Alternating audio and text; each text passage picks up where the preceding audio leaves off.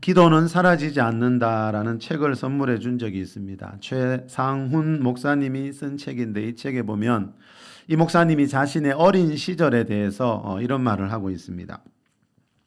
어린 나이에 무슨 기도를 그렇게 매일 했는지 잘 기억나지 않는다. 처음에는 하루 1시간씩 기도하다가 학년이 올라갈수록 오래 앉아 있을 수 있게 되어 중학생이 된 후로는 5시간이 넘도록 기도에 빠져드는 날도 있었다. 한참 기도하다가 눈을 떠보면 서너 시간은 금방 지났을 정도로 시간 가는 줄 모를 만큼 기도가 좋았다.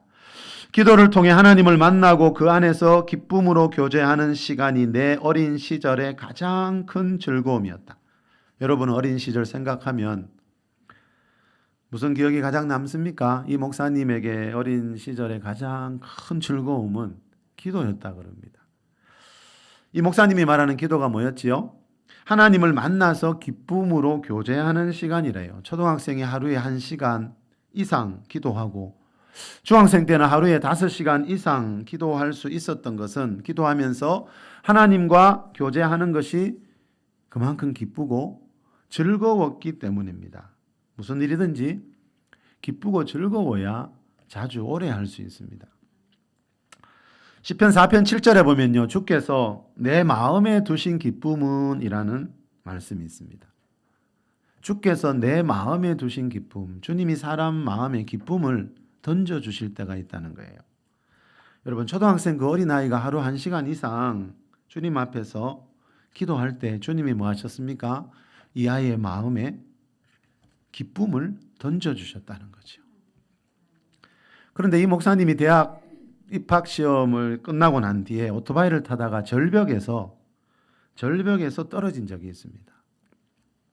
생명을 잃을 수도 있는 큰 사고였는데 병원에서 온갖 검사를 다 해봐도 다친 곳이 거의 없었습니다. 그날 밤에 혼자 교회에서 자기의 멀쩡한 팔, 다리를 보면서 하나님께 감사 기도를 드리고 있을 때 일어났던 일에 대해서 이 책에서 이렇게 말합니다. 한참 기도하던 중 갑자기 꿈인지 환상인지 모를 어떤 모습이 보였다. 자세히 보니 내 어린 시절이었다. 몇 시간이고 같은 자리에 머물러 기도하는 나의 뒷모습이었다. 아, 그때 쌓였던 기도들이 오늘 응답된 거구나. 절벽 밑으로 추락하던 나를 안전하게 감싸 안은 것은 다름 아닌 어릴 적 쌓은 나의 기도였다. 하나님께서는 단 하나의 기도도 절대 잊지 않으셨다. 아무도 모르는 그 자리에서 드렸던 기도가 차곡차곡 쌓여 오늘의 나를 안전하게 보호해 준 것이었다. 자, 이 말은 여러분 하나님께 드리는 기도가 나에게 돌아오는 날이 있다는 거죠. 그래서 이 목사님은 기도 통장이라는 말을 사용합니다. 은행 통장에 돈을 넣어둔 뒤에 우리가 꺼내서 사용하는 날이 오듯이 기도 통장에 기도를 쌓아두면요. 그 기도가 나에게 어떤 모습으로 돌아오는 때가 있다는 거죠. 자, 그러면 우리의 기도가 어디에 쌓이고 있는지 성경이 요한계시록 8장 4절에 보니까 가르쳐 줍니다. 우리 같이 한번 요한계시록 8장 4절 읽어보겠습니다. 시작. 향연이 성도와 기도에 함께 천사의 손으로부터 하나님 앞으로 올라가는지라. 한 번 더 올라볼까요? 시작. 향연이 성도의 기도와 함께 천사의 손으로부터 하나님 앞으로 올라가는지라. 자, 성도의 기도라는 말이 나옵니다. 자, 성도의 기도가 어디까지 올라갑니까? 자, 천사의 손에 받들려 하나님 앞이 어디입니까? 하늘나라 천국에 계신 하나님 보좌 앞으로 올라가는 모습을 이 사도 요한이 보았습니다. 자, 이 성소에 피워놓은 향연, 그 향의 연기와 함께 성도의 기도가 천사의 손에 받들려서 하나님 앞으로, 하나님 계신 하나님 앞으로 천국으로 올라가고 있더라는 거죠.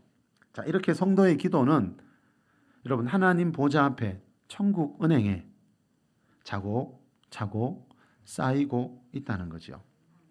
그렇지만 우리는 그죠?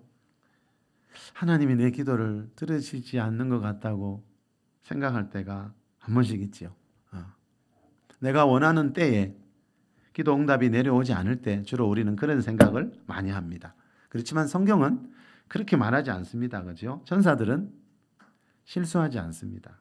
천사들은 성도의 기도 그랬죠. 어떤 특별한 사람이 아니고 목사의 기도가 아니고 선교사님의 기도만이 아니고 성도의 기도 그랬잖아요. 선사들은 실수하지 않습니다. 성도의 기도를 담아서 하나님 앞으로 올라가는 일을 지금도 하고 있습니다. 자, 단지 여러분 기도 응답이 내가 원하는 때에 오지 않으니까 우리는 그런 생각들을 많이 합니다. 우리는 기도 응답이 내가 원하는 때에 이루어지기를 얼마나 간절히 원하는지 모릅니다. 그런데 그거는 하나님의 주권이라 그랬죠. 예. 여러분 자녀들이 아무리 떼서도 그 선물은 부모들이 보고 생각해서 가장 적당한 때 부모님들이 사주시잖아요. 자, 여러분 초등학생 그 어린아이가 드린 기도가 사라지지 않고 한 10여 년이 지나고 청년의 때에 그죠? 그 기도가 돌아오더라는 겁니다.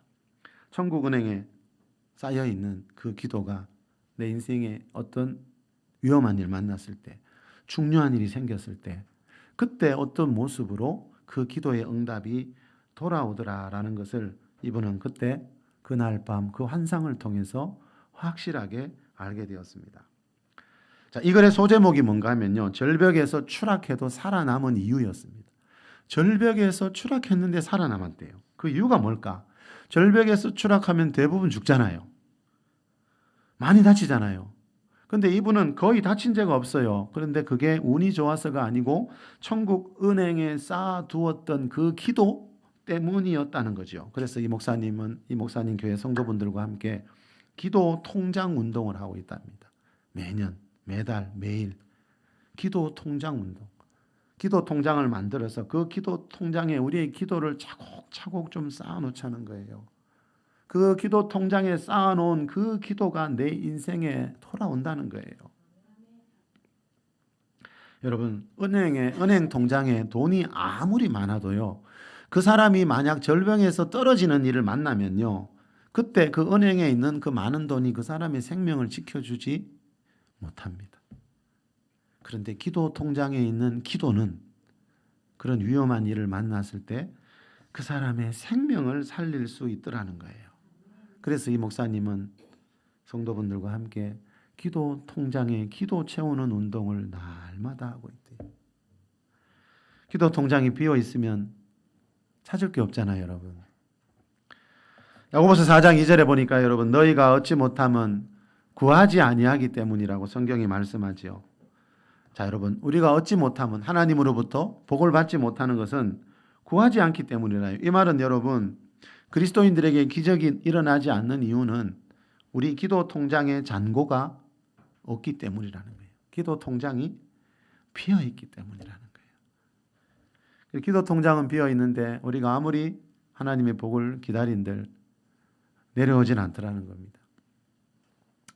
물론 기도는 하나님께 뭔가를 얻기 위해서만 하는 것은 아닙니다. 그렇죠? 내가 원하는 기도 응답 받는 것보다 더 중요한 기도의 목적도 있습니다. 이 책에 보면 이 목사님이 이런 말도 합니다. 매해 시행하는 기도 통장 운동이 어느새 교회의 분위기를 새롭게 바꾸어 놓았다. 처음에는 각자 자신의 기도 제목을 적고 시작하기도 한다. 그러나 기도가 깊어질수록 기도 제목을 응답받는 데 집중하기보다 기도를 통해 하나님과 교제하는 데 더 집중하는 것을 보게 되었다. 자, 여러분, 성도분들이 기도가 깊어지니까 무슨 일이 생겼다고요? 처음에는 기도 시작할 때 내가 원하는 기도의 제목 적어서 그 기도 제목 응답받는 거기에 집중했는데 기도가 깊어지다 보니까 기도를 자꾸 하다 보니까 내 기도 제목 응답받는 것보다 그 기도를 통해서 하나님과 교제하는 데 더 집중하게 되더라는 겁니다. 그 목사님이 초등학교 때 경험했던 것처럼 기도를 통해 하나님과 교제하는 기쁨, 기도의 기쁨이 뭔지를 알게 되더라는 거예요. 여러분, 다들 경험해 보셨지요? 관계가 친밀한 사람들끼리는요, 함께 있기만 해도 기쁘고 즐겁습니다. 하나님과 우리 사이도 마찬가지라는 거죠. 주일 예배 1시간이 길게 느껴지는 분들도 있죠. 그런데 주일 예배 2시간, 3시간 드려도 짧게 느껴지는 분들도 있습니다. 하나님과의 친밀감이 사람마다 다 다르기 때문입니다. 그동안 우리 교회 처음 오신 분들에게 가장 많이 들었던 말이 뭔가 하면요, 이 교회 예배는 왜 이렇게 길게 드리는가, 이 말이었습니다. 요즘은 주일 예배를 1시간 드리는 곳이 많다 보니까 1시간 반에서 2시간 정도 드리는 예배를 너무 길다고 생각하는 분들이 참 많더라고요. 근데 예전에 우리가 한때는 2-3시간씩 주일 예배 드린 적도 많았는데 요즘은 좀 짧아졌는데도 늘 1시간 예배를 드리던 사람들에게는 1시간 반, 2시간이 너무 길 수가 있습니다. 그렇지만 그러던 분들도 이 예배의 의미를 다시 한번 바르게 알게 되고, 예배 가운데 주님과 교제하는 법, 주님의 임재를 알게 되고 주님과의 관계가 더 친밀해지면 이제는 1시간 예배를 드리는 것이 얼마나 힘든 것인지를 어느 순간에 알게 되더라고요. 며칠 전에 저희 부부가 어떤 가족들을 만나서 그날 한 8시간 정도 함께 시간을 보낸 적이 있습니다. 그런데 그날 8시간이 한두 시간처럼, 한순간처럼 짧게 느껴지더라고요. 내가 친밀하게 느끼는 사람일수록, 내가 사랑하고 좋아하는 사람일수록 아무리 오랜 시간 함께 있어도 여러분 길게 느껴지지 않습니다. 하나님과 우리 사이도 마찬가지라는 거죠. 하나님과의 관계가 친밀해질수록요, 예배당에 더 오래 있고 싶어집니다. 자, 이 책에도 나오지만 여러분, 이 목사님도 말하지만 처음 만난 사람과 친해지기 위해서 어떻게 해야 됩니까? 식사도 하고 차도 마시고 대화도 나누면서 시간을 함께 보내야 그 사람하고 친한 관계가 될 수 있습니다. 마찬가지로 하나님과도 친밀한 교제를 원한다면 제일 먼저 시간을 드려야 합니다. 자, 기도하는 시간, 찬양하는 시간, 성경 보는 시간, 예배하는 시간, 이 시간이 쌓이는 만큼 하나님과의 관계가 더 깊어지고 친밀해진다는 거죠. 여러분, 우리가 알아야 될 것은 하나님을 믿는 거하고 하나님하고 관계가 친밀한 거하고는 완전히 이거는 다른 이야기라는 거예요. 하나님을 오래 믿었지만, 몇 년, 몇십 년 믿었지만 하나님과 전혀 친밀하지 않을 수 있습니다. 여러분, 학교 다닐 때 생각해 보면 압니다. 여러분, 1년 동안 같은 반에 있었지만 이제 1년 뒤에 새 학기 올라갈 때 되면, 다음 학년으로 올라갈 때 되면 나와 전혀 친하지 않은 친구들이 있죠. 왜 그렇죠? 1년 동안 같은 반에서 매일 만났지만 그동안 함께 밥을 먹거나 차를 마시거나 대화를 하거나 이런 시간을 나누지 않았기 때문에 1년을 같은 반에 있었지만 나중에 보니까 전혀 친하지 않더라는 거예요. 우리가 하나님을 믿어도 이렇게 될 수 있습니다. 하나님을 몇십 년 믿었지만 전혀 친하지 않을 수 있습니다. 그러다 보니까 주일날 예배 드리는 게 너무 힘든 겁니다. 1시간 예배도 힘든 거예요. 예. 여러분, 예배 시간이 짧을수록 하나님과의 관계가 깊어지기는 어렵습니다. 그리고 주일만이 아니라 하루 24시간 중에 하나님 말씀 묵상하고 기도하고 하나님과 함께 보내는 시간이 있어야 이 세월이 갈수록 하나님과의 관계가 친밀해질 수 있다는 겁니다. 여러분, 하나님을 믿는 사람이 아니고 하나님이 어떤 분인지 그분을 알고 싶어하고 그분과의 관계가 날이 갈수록 더 친밀해지는 그런 만남이 여러분 가운데 있기를 축복합니다.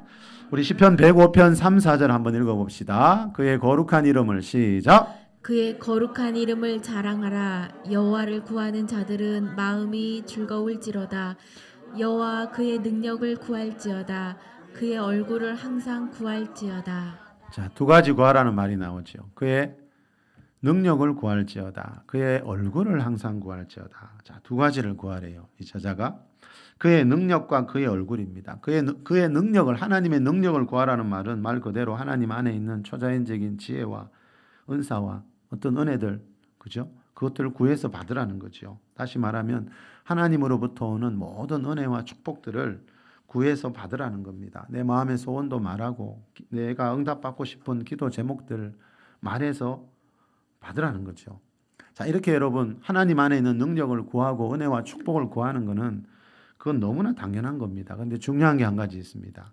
하나님의 능력을 구하고 은혜와 축복을 구할 때 그의 얼굴도 구해야 한다는 거죠.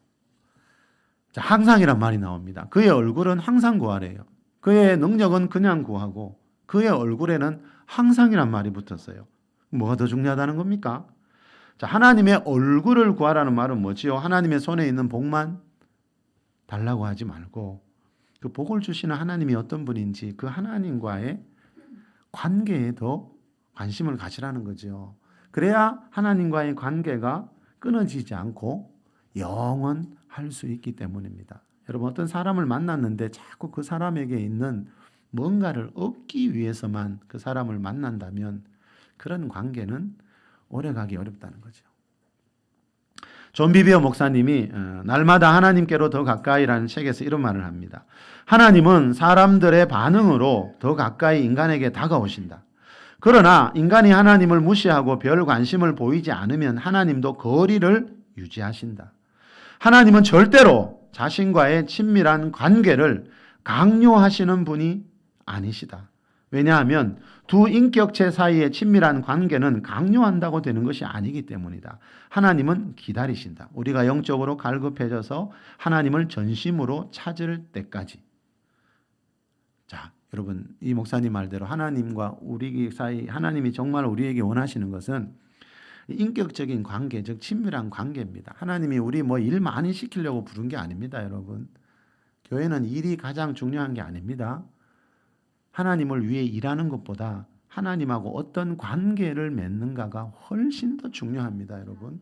일 중심이 되면 안 됩니다. 봉사 중심이 되면 안 됩니다, 교회가. 여러분, 그동안 어떤 사람 만나면 저 사람하고 좀 친해졌으면 좋겠다, 사귀었으면 좋겠다, 친구가 됐으면 좋겠다, 그런 사람들이 있죠. 자, 어떤 사람하고 더 친해지고 싶어서 그 사람이 좀 나에게 다가와 주었으면 하고 기다려 본 적 있으시죠? 근데 하나님은 항상 그렇다는 거예요. 네. 하나님은 항상 사람들이 하나님께 다가와 주기만을 기다리고 있대요. 하나님은 인격적인 분이라서 그 사람이 관계를 요청하면 절대로 거절하지 않습니다. 또 방금 이 목사님 말대로 그 사람과 또 친밀한 관계를 강요하지도 않습니다. 너 내 자녀가 되라. 너 내 친구가 되라. 강압적으로 그러시지 않습니다. 사람도 그렇지 않잖아요. 여러분, 저도 여러분에게 그러지 않잖아요. 자, 하나님은 우리보다 더 인격적인 분이라는 거죠. 사람과의 관계를 절대로 강요하지 않습니다. 그래서 하나님은 기다리신다는 거죠. 누군가가 다가올 때까지. 예수님이 라오디가에게 나오는 그 라오디가 교회 보고 그랬지요. 너희가 마음의 문을 열면 내가 너희 안에 들어가서 먹고 함께 마시겠다. 교회는 다니는데 예수님께 마음의 문을 열지 않는 사람들이 있습니다.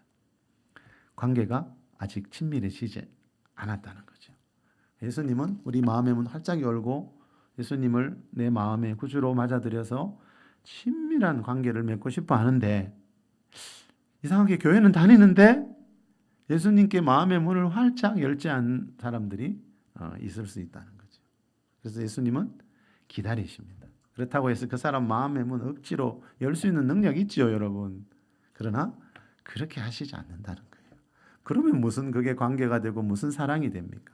억지로 강요로 하는 게 어떻게 사랑이 될 수 있습니까? 하나님은 그런 사랑을 원하시지 않는다는 거죠. 자, 하나님이 여러분 우리와의 인격적인 관계를 원하시는 이유가 어디에 있다 그랬죠? 하나님은 이 세상 모든 사람들을 구원하고 싶다고 성경에 분명히 나오죠. 하나님은 이 세상 어떤 사람들만, 일부의 사람들만 태어나기 전에 사랑하고 구원하기를 원하시는 그런 하나님이 아닌데, 우리 지난주에 성령님에 대한 오해에 대해 살펴봤는데 이 하나님에 대해 이 오해가 이 교회 안에 참 많이 뿌려져 있지요. 어떤 사람들만 태어나기도 전에 하나님이 천국 보내려고 예정하시고 구원하려고 예정하셨다는 그런 말들은 성경하고 전혀 맞지 않습니다, 여러분. 하나님은 이 세상 모든 사람들을 구원하기를 원하신다고 분명히 나왔는데, 모든이라는 말이 있는데 자꾸 그런 말들을 그죠? 버뜨리는 때가 많이 있지요. 자, 자, 하나님은 그러면 왜 이 세상 모든 사람, 여러분 이 모든 사람 안에는 어떤 사람도 포함되어 있죠? 도둑질하고 강도질하고 연쇄살인범들, 여러분 이런 사람들까지 구원받기를 원하신다는 말씀이거든요. 그럼 왜 그럴까? 우리 같은 경우는 사람에 같지 않고, 그죠? 근처에도 가기 싫은데 하나님은 왜 그런 사람까지 구원하고 그런 사람까지 사랑하실까요? 창세기 1장 27절에 보면 하나님이 자기 형상 곧 하나님의 형상대로 사람을 창조하시되 남자와 여자를 창조하셨다 그랬죠. 여러분 하나님이 왜 그런 흉악범들까지, 그죠? 구원하기를 원하시고 관계 맺기를 원하신다고요? 이 세상 모든 사람들은 하나님의 형상대로 지음을 받았거든요. 그 흉악범들 안에도 뭐가 있냐면요, 하나님의 형상이 있습니다. 하나님의 형상대로라는 말은 하나님을 닮은 존재로, 하나님과 교제할 수 있는 존재로 지음받았다는 거죠. 자, 하나님이 하나님의 형상대로 사람을 창조하신 목적은 하나님과 서로 사랑하고 교제하기 위해서라는 거예요. 그래서 여러분 그 사람들 안에 있는 그 하나님의 형상이 회복되기만 하면 그 사람들도 얼마든지 하나님의 자녀가 될 수 있고 거룩한 삶을 살 수 있기 때문에 하나님은 이 세상 모든 사람들을 구원하기를 원하신다고 성경이 말씀하는 겁니다. 창세기 3장 8절에 보니까요, 그들이 동산에 거주시는 여호와 하나님의 소리를 듣고 라는 말씀이 나와요. 그들이 누구지요? 하나님의 형상대로 창조한 최초의 사람 아담과 하와지요. 자, 아담과 하와가 뭐 했다고요? 동산에 거니시는 여호와 하나님의 소리를 들었다 그래요. 자, 아담과 하와는요, 하나님이 거니시는 소리, 하나님이 그곳에 와 계신 소리, 하나님의 임재를 알고 있었다는 거죠. 자, 아담과 하와가 생활하다가 그 하나님이 동산에 찾아와서 거니시는 소리가 들리면 하나님 앞에 나가서 하나님과 교제하고 하나님의 음성을 들었다는 겁니다. 그런데 이날은 그전과는 다르게 하나님이 거니시는 소리를 듣고도 하나님의 낯을 피하여 숨었다라고 기록되어 있습니다. 왜 그렇죠? 하나님이 먹지 말라고 한 선악과를 먹으면서 하나님 앞에 죄를 지은 뒤였기 때문입니다. 자, 죄는 하나님과의 관계를 멀어지게 합니다. 이 말은 여러분 죄를 지은 뒤에 아담과 하나님과의 관계가 끊어졌다는 겁니다. 죄는 하나님과의 관계를 단절시킵니다. 로마서 5장 10절에 보면 우리가 하나님과 원수되었을 때라는 말씀이 나옵니다. 자, 우리가 지금 하나님 자녀 되었는데 우리가 로마교회 다니는 성도들도 우리도 하나님과 원수되었을 때가 있었습니다. 자, 아담과 하와 안에 있는 죄성을 우리는 물려받은 채로 태어나고 있거든요. 학교 책에는 여러분 사람이 예전에 원숭이에서 진화되어서 이 모습을 하고 있다 그러는데 성경은 사람은 하나님의 형상대로 지음받은 존재다. 그런데 이 최초의 사람 아담과 하와가 죄를 짓는 바람에, 그죠? 그 하나님의 형상이 파괴되어서 사람들이 하나님을 알지 못하고 믿지 않고 있다고 말씀합니다. 자, 이 세상 모든 사람들은요, 최초의 사람 아담과 하와의 그 죄성을 물려받은 채로 태어나고 있기 때문에, 다시 말하면 그 죄 때문에, 그 원죄 때문에 하나님과의 관계가 끊어진 채로, 즉 이 사도 바울의 말씀처럼 하나님과 원수된 상태에서 태어나고 있습니다. 그래서 창조주 하나님인데 생명의 근원 되시는 하나님을 알아보지 못하고 믿지 않은 채로 살고 있는 겁니다. 감사한 것은 우리가 원수되었을 때라는 요 말 바로 뒤에 그의 아들의 죽으심으로 말미암아 하나님과 화목하게 되었은즉이라는 말씀이 따라옵니다. 자, 원수되었다가 화목하게 되었대요. 누구 때문에? 하나님의 아들 예수님이 십자가에서 우리 죄를 위해 피 흘려 주셨기 때문에 그 원수였던 관계가 예수님을 통해서 화목한 관계로 변화되었다라고 말씀합니다. 베드로전서 1장 2절에 보면요, 예수 그리스도의 핏부림을 얻기 위하여 택하심을 받은 자들이라는 말이 나옵니다. 자, 신약 시대 그리스도인의 정의 중에 하나가 뭔가 하면요, 예수 그리스도의 핏부림을 얻기 위하여 택하심 받은 자들, 다시 말하면 예수 그리스도의 피가 뿌려진 자들이다. 2023년 전에 그 골고다 언덕에서 흘리셨던 예수님의 피가 우리 육신의 눈으로 볼 때는 다 말라서 사라졌지만 이 4차원의 영계 어딘가에는 그 피가 계속 흐르고 있다는 거죠. 누군가가 예수님을 하나님의 아들로 믿는 그 순간에, 주는 그리스도시요 살아계신 하나님의 아들이십니다 고백하는 그 순간에 무슨 일이 있냐면요, 예수님이 십자가에서 흘리신 그 피가 뿌려진다라는 말씀이 바로 방금 베드로 사도가 말하는 예수 그리스도의 핏부림을 얻기 위하여 택하심을 받은 자들이라는 뜻입니다. 자, 여러분, 이제 예수님이 하나님의 아들이라는 걸 믿는 순간에, 자, 그 사람에게 예수 그리스도의 피가 뿌려질 때 무슨 일이 있다고요? 하나님과 원수였던 관계가 청산되고 하나님과 화목한 친밀한 관계를 다시 맺을 수 있게 되었다라는 뜻이죠. 지금은 신약 시대니까 하나님의 영이신 성령님을 통해서, 자, 지금은 하나님과 관계를 맺을 때 이 하나님의 영이신 성령님을 통해서 하나님을 알아가고 하나님과의 관계를 더 친밀하게 맺어지는 그런 시대입니다. 우리 지난달 마지막 주일이 성령 강림 주일이었죠. 자, 사도행전 2장에 나오는 그 오순절 성령 강림 사건을 기념하는 절기였습니다. 자, 오순절에 성령님이 임하시는 날 이 땅에 교회라는 공동체가 탄생했습니다. 성령 강림절은 다시 말하면 교회의 생일입니다. 자, 성령님이 강림하시면서 교회가 탄생했다는 말은 성령 강림보다 교회와 성도들에게 더 중요한 건 없다는 겁니다. 여러분, 신앙생활의 목표를 분명히 해야 됩니다. 안타깝게도 요즘은 이 신앙생활의 목표가 이 성경하고 맞지 않는 경우가 너무 많습니다. 여러분, 성경이 중요하게 여기는 걸 중요하게 여겨야 됩니다. 하나님이 중요하게 여기는 걸 중요하게 여겨야 하나님을 만날 수 있고 하나님의 사람다운 사람이 될 수가 있습니다. 자, 성령님이 임하시는 날 교회라는 공동체가 탄생했다는 말은, 여러분, 거의 대한민국 모든 목회자에게 다 물어보십시오. 그 사도행전 2장에 나오는 그 성령 강림절, 그때 교회가 탄생했다라는 설교를 성령 강림절에는 거의 모든 목사님들이 다 하실 겁니다. 저도 수없이 들었습니다. 자, 이 말은 뭡니까?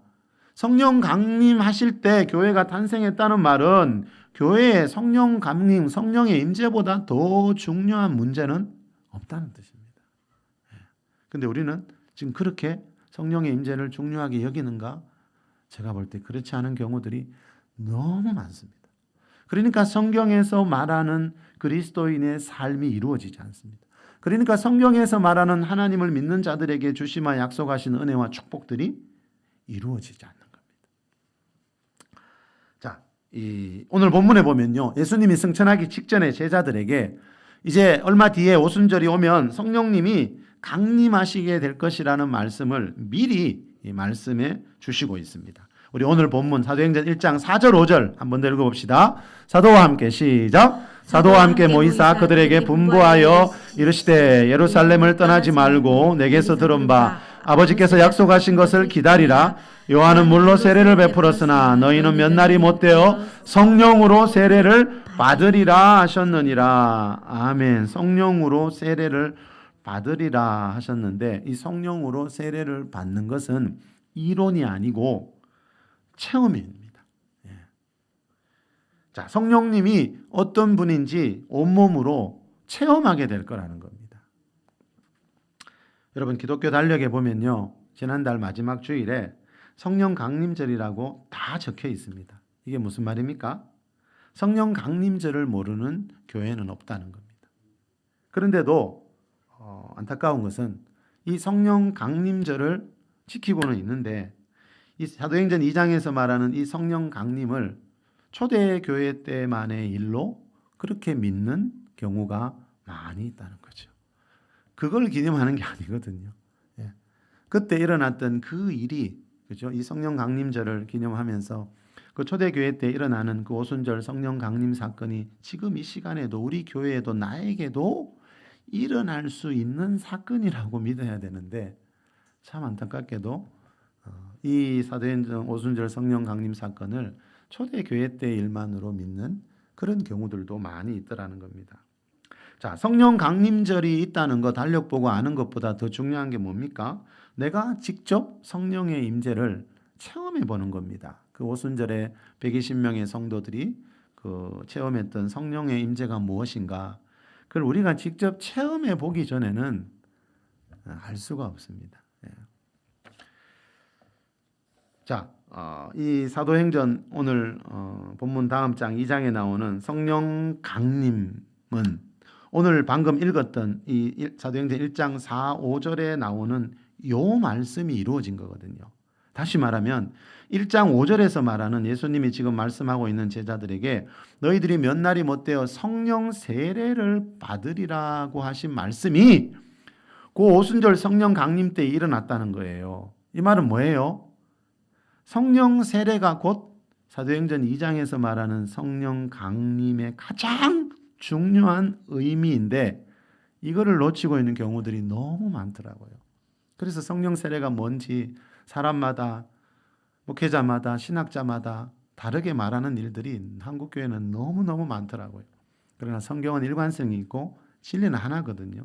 그리고 성경은 성경 안에서 해석이 다 되어 있어요.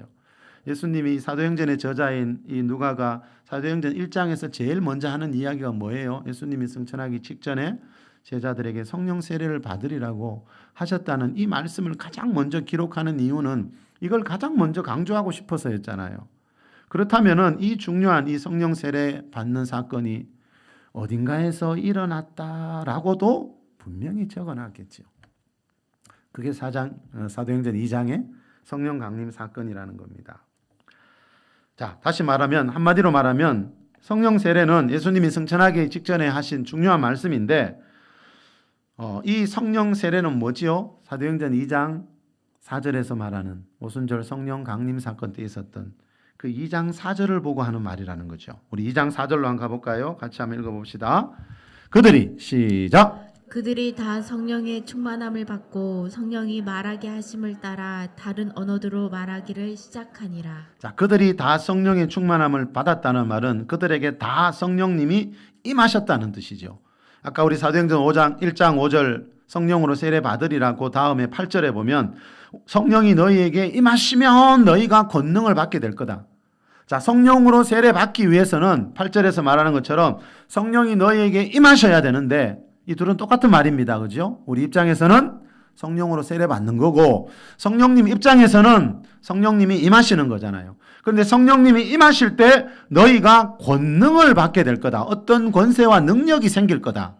라고 예수님이 말씀하셨는데 이 1장 5절과 8절이 이루어진 것이 어디라고요? 방금 읽은 이 2장 4절이라는 거예요. 사도행전에서 제일 중요한 게 이 사도행전 1장 5절과 8절과 2장 4절이라고 그랬죠. 이 세 구절은 사도행전 1장 5절과 8절과 2장 4절은 똑같은 말씀이라는 이 개념을 반드시 가지고 사도행전을 읽어야 사도행전에서 말하는 성령님이 어떤 분이고 초대교회 성도들은 어떤 신앙생활을 했고 사도들은 무엇을 가르쳤고 그것을 우리가 분명히 알 수가 있다는 겁니다. 자, 2장 4절 한번 더 읽읍시다. 그들이 시작. 그들이 다 성령의 충만함을 받고 성령이 말하게 하심을 따라 다른 언어들로 말하기. 그들이 다 성령의 충만함을 받았다는 것은 그들에게 다 성령님이 임재하셨다는 뜻이잖아요. 그리고 그들이 다 성령의 충만함을 받았다라는 말은 1장 5절에 나오는 표현대로 하면 그들이 다 성령으로 세례를 받았다라는 뜻입니다. 자, 다시 한번 말씀드립니다. 예수님이 사도행전 1장 5절에서 말씀하신 성령 세례가 바로 2장 4절 이 말씀입니다. 예수님이 1장 8절에서 말씀하신 성령이 너희에게 임하시면 너희가 권능을 받게 될 거라 그랬는데 그 말씀이 바로 2장 4절 이걸 보고 하신 말씀입니다. 다시 말하면 예수님이 1장 8절에서 성령이 임하실 때 너희가 권능을 받게 될 거라고 했는데 성령이 임하실 때 받게 되는 권능이 뭔지 여기서 가르쳐주고 있다는 겁니다. 나오지요? 그들이 다 성령의 충만함을 받을 때, 그들에게 다 성령님이 임하실 때 무슨 권능이 임했습니까? 성령이 말하게 하심을 따라 다른 언어들로 말하기를 시작한 것. 이게 바로 예수님이 말씀하신 성령이 임하실 때 받게 되는 권능이라는 거죠. 다른 언어들로, 전에 개역 성경에는 방언으로라고 번역되어 있죠. 그래서 이 말씀 아래 6절, 8절에도 보면 방언으로라는 말이 나옵니다. 자, 방언의 은사는 뭡니까? 성령을 받을 때, 성령의 충만함을 받을 때, 성령이 말하게 하심을 따라 말하는 그것이 바로 방언이라는 거죠. 자, 이 방언은 성령이 임하면 누구나, 어린이도 노인도 누구나 받을 수가 있다는 거죠. 자, 물론 사도행전의 다른 것을 보니까 성령님이 임하실 때 받게 되는 권능은 이 방언 외에도 다른 것들도 여러 가지가 있습니다. 그러나 이 2장에서 말하는 권능은 분명히 이 다른 언어들로 말하기를 시작하는 것, 방언의 은사라는 것을 우리가 알 수 있습니다. 자, 지난 주일 오전 설교 제목 혹시 기억나세요? 성령님에 대한 오해가 많은 이유. 제가 이런 제목으로 말씀을 전했죠. 교회 안에 보면 성령님에 대한 오해가 참 많다는 거죠. 여러분, 성령님에 대한 오해를 하고 있으면요, 무슨 일이 생기는가 하면 교회와 성도들이요, 하나님으로부터 오는 복을 잃어버리게 됩니다. 왜냐하면 이 신약시대 하나님 나라의 모든 복은 성령님을 통해서 오기 때문이에요. 자, 성령님을 통해서 하나님의 복을 받는데 성령님에 대해서 오해하고 있으면 그 복을 받는 길이 차단되어 버린다는 거죠. 자, 그들이 다 성령의 충만함을 받았다. 이 말은 뭐죠? 자, 예수님을 믿는 사람이라면 누구나 다 이 오순절 성령 강림 사건을 나도 경험하고 체험할 수가 있다는 거죠. 자, 그들. 자, 여기서 말하는 그들은 몇 명이죠? 자, 그들이 다 성령의 충만함을 받았다고 했는데 오순절에 성령의 충만함을 받았던 그들이 몇 명인가? 1장 15절에 보면, 오늘 본문 바로 다음 절 1장 15절에 보면 그때 모인 무리의 수가 약 몇 명요? 예, 120명이었습니다. 그러니까 그들이 다, 이 말은 120명이 다, 한 사람도 빠짐없이, 이때는 절대 빠지면 안 됩니다, 여러분. 예, 120명이 다 성령의 충만함을 받아 보니까, 예수님이 말씀하신 성령 세례가 이거구나, 예수님이 성령이 너희에게 임하시면이라고 하신 말씀이 바로 이걸 보고 말하는구나 라고 이날 확실히 체험으로 알게 되었다는 거죠. 그래서 성령님은 체험할 수 있는 분입니다. 자, 성령 체험이 왜 중요한가? 자, 여러분, 예수님을 믿고 난 뒤에 가장 중요한 게, 신앙생활하면서 가장 중요한 게 뭐라고요? 성령의 임재, 성령 체험입니다. 교회는 성령의 임재, 성령 체험을 통해서 시작된 단체이기 때문에 이 교회 안에 성령 체험은 너무나 당연하고 중요한 문제라는 거죠. 성령 체험은 위험한 게 아닙니다, 여러분. 영적인 체험은 위험한 게 아닙니다. 하나님은 자기 자녀들에게 위험한 걸 주시지 않습니다. 가장 안전하고 가장 좋은 걸 주십니다. 우리 신앙생활에 가장 좋은 게, 가장 복된 게 바로 이 하나님의 영이신 성령을 체험하는 건데, 이 성령님에 대한 오해가 요즘은 많이 퍼지다 보니까 예수님 믿는 사람들이 받아야 할 최고의 복을 잃어버린 모습들을 참 많이 본 적이 있습니다. 자, 이 성령 받은 120명의 성도들 중에 누가 있었지요? 그 앞에 보니까 예수님의 12제자 베드로도 이날 이 자리에 있었지요. 자, 이 베드로 사도가 오순절에 성령 받은 뒤에 이제 2장 뒷부분에 보면 설교를 하는 모습이 나옵니다. 자, 그 중에 일부분 우리 사도행전 2장 16절 17절만 한번 읽어봅시다. 이는 시작. 이는 곧 선지자 요엘을 통하여 말씀하신 것이니 일러스되 하나님이 말씀하시기를 말세에 내가 내 영을 모든 육체에 부어주리니 너희의 자녀들은 예언할 것이요 너희의 젊은이들은 환상을 보고 너희의 늙은이들은 꿈을 꾸리라. 자, 말세는 예수님이 오신 이유를 말세라 그런다 그랬죠. 자, 하나님이 말세 하시는 일 중에 하나가 뭐라고요? 내가 내 영을 모든 육체에 부어준대요. 예수님을 믿는 모든 사람에게 이 뜻이지요. 어린이도 할머니도 성령을 받을 수 있습니다. 예. 그 이야기입니다. 자, 구약시대는 왕이나 제사장, 선지자 같은 아주 특별한 사람에게만 성령을 부어주셨는데 예수님이 오신 이후의 신약시대에는 여러분 예수님을 믿는 모든 육체의 성령이 부어집니다. 자, 그 이유가 뭐라고요? 너희 자녀들 예언할 것이고 젊은이들은 환상을 보고 늙은이들은 꿈을 꾸게 하려고. 이 말은 뭐죠? 하나님이 주시는 예언과 환상과 꿈이라는 이 하나님의 다양한 언어가 있는데 이 하나님의 다양한 언어인 예언과 환상과 꿈에 익숙해지려면 이런 것들을 알고 분별하려면 반드시 성령을 받아야 한다라는 거죠. 자, 우리가 성령을 받게 되면요. 그 이전에는 없었던 권능이 생깁니다. 자, 그 중에 예언, 환상, 하나님이 주시는 꿈, 자, 이런 것들도 이 성령을 받고 난 뒤에 내 삶 가운데 누구나 일어날 수가 있다라는 거죠. 자, 그래서 성령 체험이 중요합니다. 그래서 예수님 믿는 사람에게 가장 중요한 것은 이 성령님을 체험하는 겁니다. 물론 성경을 읽고 공부하고 요즘 우리 큐티 하듯이 또 제자반에서 모여 성경 배우듯이 그죠? 함께 하는 겁니다, 여러분. 이 둘이 함께 가야 됩니다. 어느 한쪽으로 치우치면 안 됩니다. 예. 때로는 성경을 읽고 쓰고 외우고 자, 그렇지만 예배할 때 기도할 때에는 그 말씀의 저자이신 성령님을 경험하고 체험하고 이 말씀과 성령 체험이 함께 가야 가장 건강한 신앙을 이룰 수가 있습니다. 자, 성령 체험이 중요한 이유 한마디로 말하면요. 우리가 성령을 체험할수록 하나님이 어떤 분인지 더 정확하게 깊이 알아지게 됩니다. 그게 어디에 나오죠? 에베소서 1장 17절에 나오죠.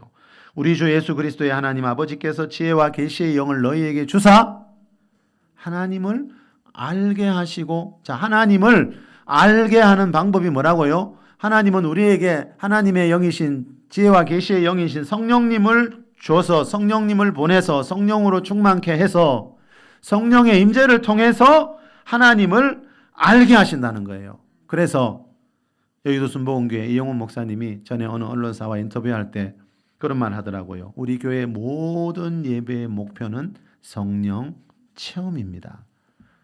자, 그런 말 하더라고요. 맞죠, 여러분? 우리가 성경을 다 외워도요. 성령을 체험하지 못하면요. 그 하나님을 바르게 정확하게 아는 것이 아닙니다. 성경 암송을 통해서 많은 유익을 누릴 수 있지만 성경 암송이 전부가 아니라는 거예요. 하나님은 지혜와 계시의 영인 성령을 부어주셔서 하나님을 알게 하신다는 거죠. 개혁주의 생명신학회라는 단체에서 학술 대회를 열었다는 기사가 어느 기독교 신문에 나온 적이 있는데요. 이런 내용이 나옵니다. 한국교회 회복을 위해서는 결국 기도와 성령으로 돌아가야 한다는 주장이 나왔다. 첫 번째 발표에 나선 전 서울신학대학 총장 최종진 박사는 목회자와 성도들에게서 성령님이 떠나시면서 한국교회가 영적 폐허가 되어가고 있다고 진단했다. 참 안타깝게도 여러분, 이 코로나 전의 일이거든요. 코로나 전에 있었던 학술대회거든요. 이 총장님이 볼 때 한국교회는 여러분 성령님이 떠나서 영적 폐허가 된 곳이 많대요. 교회에 간판 아무리 크고 붙여놔도 여러분 그 건물 입구에 교회 간판 아무리 큰 걸 붙여도 그 예배당 안에 성령님의 임재가 없으면 그것은 영적인 폐허라는 거죠. 라오디게아 그랬죠, 여러분. 라오디게아 교회에 주님의 임재가 없었습니다. 성령의 임재가 없었습니다. 그래서 그 성도들이 뭐 하고 있었죠? 예수님이 보니까 너희가 눈 멀고 뻘거벗고 성도들이 영적인 눈이 다 멀었어요. 뻘거벗고 있어. 흰 옷을 입은 사람이 없고 다 뻘거벗고 예배드리고 있어요. 그럼 그 교회 안에 성령의 임재가 전혀 없다는 거죠. 여러분 교회인데 그리스도인인데 성령의 임재를 전혀 모를 수 있어요. 그게 최고의 비극입니다. 이 총장님 말이 이겁니다, 여러분. 안타깝게도 그런 교회와 성도가 지금 많이 있다는 겁니다. 한국 교회 안에. 더 들어보실래요? 기도와 설교 시간이 짧아지고 성령 충만을 구하지 않는 교회의 현실이 가장 문제라고 지적했다. 개혁주의 생명신학회는 학문적 비판과 대안이 난무하는 이 시대에 정작 중요한 것은 기도와 성령의 임재라는 본질 회복이 중요하다는 사실을 대외적으로 천명했다. 기도와 성령의 임재라는 본질 회복이 필요한 시대를 우리는 지금 살아가고 있어요. 다시 말하면 여러분, 안타깝게도 지금 교회가 기도와 성령의 임재라는 이 본질을 잃어버린 경우가 너무 많다는 거예요.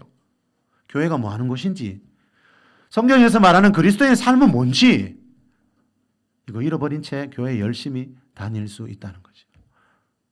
그러니까 아무런 역사가 안 일어난다는 거죠. 교회는 다니는데, 오래 다녔는데 내 삶은 변하지 않더라는 거죠. 이 학술대회는 좀 전에 말씀드린 것처럼 코로나 오기 몇 년 전에 있었거든요. 그때부터 이 어느 총장님의 눈에는 한국 교회가 이미 성령님이 떠나시고 영적으로 피폐해져 있다는, 이분만이 아니고 이렇게 말하는 분들이 너무 많습니다. 한때 한국 교회가 여러분 세계적인 대부흥을 이룬 것은 성령의 역사라 그랬죠. 우리 지난 한 달도 이 성령의 역사에 대해서 많이 살펴봤죠. 그런데 여러분, 지금은 예배 시간이 짧아졌다는 말은 뭐죠? 성령의 임재가 사라졌다는 뜻이거든요. 여러분, 성령님이 임재하시면 그렇게 짧은 예배를 드릴 수 없겠죠. 우리는 교회 다니는 게 아니고, 그죠? 예배를 왜 드리죠? 우리는 예배의 본질도 잃어버렸고, 지금 교회의 본질이 뭔지를 잃어버린 경우들이 안타깝게 너무 많더라는 거죠. 이 기사의 제목이 뭔가 하면요, 기도와 성령 체험 사라지면서 한국교회 힘을 잃었다입니다. 기도와 성령 체험, 여기서 오늘 설교 제목을 따왔습니다. 기도와 성령 체험이 사라지면서 한국교회가 영적인 힘을 잃었대요. 이 말은 뭐죠? 하나님과의 관계가 전혀 친밀하지 않다는 거예요. 하나님을 믿는 사람들은 많은데 하나님하고 친밀한 사람들이 없다는 거예요. 하나님은 성령을 부어주셔서 성령 체험을 통해서 하나님을 알게 하시고 하나님과의 친밀한 관계를 맺으시는데, 이 성령이 떠나버리니까, 성령의 임재와 역사가 사라져버리니까, 그래도 하나님 믿는 사람은 많지만 하나님과의 관계가 친밀한 사람들은 점점 줄어들더라는 거예요. 이게 문제입니다, 여러분. 한국교회 교회가 많아지는 것도 좋은 일이지만 그보다 더 중요한 게 뭡니까? 교회와 그리스도인들이 하나님을 알고 있는가? 하나님과의 친밀한 관계를 맺고 있는가? 자, 이게 더 중요하다는 거죠. 우리 신앙생활에서 가장 중요한 게 뭡니까? 기도와 성령 체험이라는 뜻입니다. 이 말은, 이 기사에서 말하는 것은 기도와 성령 체험만큼 중요한 게 교회 안에 없는데, 우리는 이 중요한 거 놔두고 자꾸 다른 일에 관심과 시간을 보내고 있다는 거죠. 여러분, 주일 예배 때, 특히 오전 예배 때 내 영혼이 성령 충만함이 느껴지지 않으면, 그죠? 예배 마친 뒤에도 좀 더 기도하고 점심 한 끼 굶고 다시 예배하는, 여러분, 이런 좀, 그죠? 결단이 있었으면 좋겠는데 점심 안 먹을 때는 없잖아, 우리요. 그렇다면 예배 때마다 항상 내가 성령 충만 받는가? 우리가 이것도 한번 돌아봐야 된다는 거지. 예. 교회를 왜 다니는가, 우리가. 좀 전에 말씀드렸듯이 성령 강림절은 교회의 탄생이고 교회가 시작되었음을 알리는 겁니다. 자, 이 120명의 성도들에게 성령이 임하신 그날 이 땅에 교회라는 공동체가 시작되었습니다. 그런데 우리가 마지막으로 한 가지 더 기억해야 되는 것은, 이 120명의 성도들이 그러면 그때 모여서 뭐 하고 있을 때 성령님이 임하셨나 이겁니다. 자, 오늘 본문 14절, 우리 사도행전 1장 14절 한번 읽고 마무리합시다. 시작. 여자들과 예수의 어머니 마리아와 예수의 아우들과 더불어 마음을 같이하여 오로지 기도에 힘쓰더라. 모인 무리의 수가 약 120명이나 되더라. 자, 이 120명이 모여서 이때 뭐 하고 있었지요? 마음을 같이하여 오로지 기도에 힘쓰고 있을 때 성령께서 이 120명에게 임하셔서 그들이 다 성령의 충만함을 받았다는 거죠. 자, 기도가 뭐지요, 여러분? 기도는 성령님을 우리 가운데 초청하는 초청장이라는 거죠. 그래서 성령을 체험하고 싶다면 기도의 시간, 서두에 말씀드린 그 목사님처럼 초등학생들도 여러분 기도하다가 성령을 체험했기 때문에 1시간, 2시간, 3시간 기도할 수 있더라는 거죠. 성령님은 인격적인 분입니다, 여러분. 삼위일체 하나님은 인격적인 분입니다. 다시 말하면 이 인격의 의미 중에 하나가 뭐지요?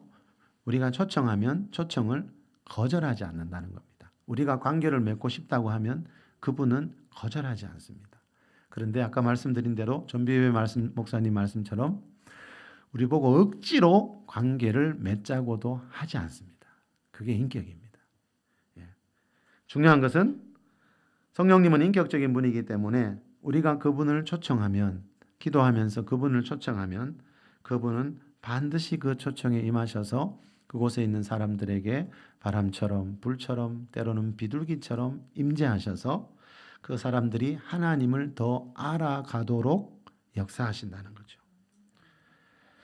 그래서 이 시간 설교 제목이 기도와 성령 체험입니다. 자, 사도행전 1장과 2장이 말하는 것은 이 120명의 성도들이 기도하다가 성령을 체험했고, 성령을 체험하니까 예수님 말씀대로 하나님의 어떤 권능을 받게 되더라. 자, 성령님이 임하실 때 방언이라는 권능만 받게 되는 것이 아니고요. 성령님이 임하실 때 우리 마음의 상처와 쓴뿌리 모든 질병들이 떠나가는 역사도 일어날 줄 믿습니다. 성령님이 임하실 때 어떻게 하면 내 가정 일터 안에 오래도록 심어져 있는 이 가난을 몰아낼 수 있는지, 성령께서 임하실 때 하나님 나라 안에 있는 재정의 복을 받을 수 있는 지혜와 능력도 받게 됩니다. 성령님은 우리 영혼, 육의 모든 문제를 해결해 주실 수 있는 보혜사입니다. 그래서 기도할 때마다, 예배할 때마다 이 성령님의 임재를 사모하는 저와 여러분 될 수 있기를 바랍니다. 기도와 성령 체험을 통해서 영혼이 잘 되고 몸사가 잘 되고 강건해지는 이 삼중 축복을 받는 주인공들이 다 될 수 있기를 우리 주 예수 그리스도 이름으로 축원합니다. 잠시 기도합시다, 여러분.